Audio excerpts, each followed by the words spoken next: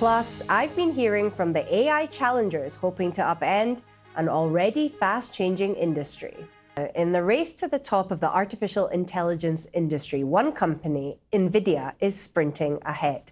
NVIDIA's chips are generally seen as the industry standard for running AI models, but another company called Grok is making AI chips that experts say could outperform NVIDIA chips for some tasks. I went to meet the APAC head of Grok.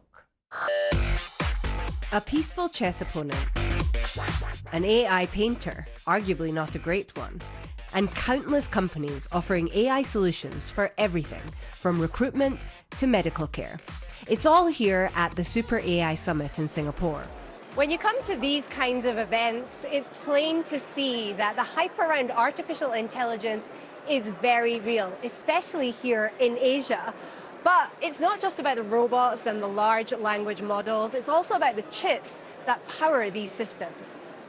Grok's chips are optimized to speed up responses from AI apps. Some experts say ChatGPT, for example, could reply up to 13 times faster if it was running on Grok's chips compared to NVIDIA's. If you're talking to a support desk over the phone, you could be talking to an AI agent instead of a human in the future.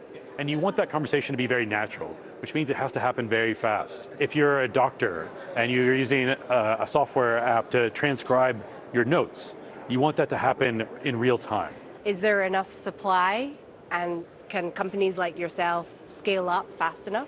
Now, what we do differently is that our chips are far more power efficient, and they use a supply chain that's very, very differentiated than the GPUs, which means that we can actually produce many more of them at a much faster rate.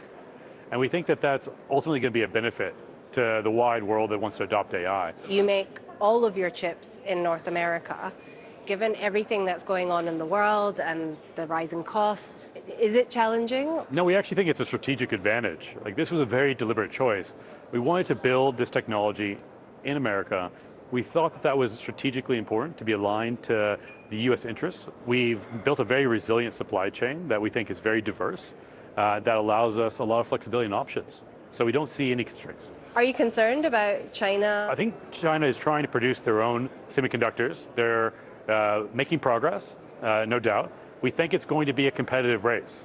Now, China's innovating, and they're going to keep innovating, but we think that the technology that we're building in North America is outpacing and is going to lead the way. When people think of Grok, they think of Elon Musk's Grok, of course. How do you manage that? Well, we are Grok with a Q, we're not Grok with a K.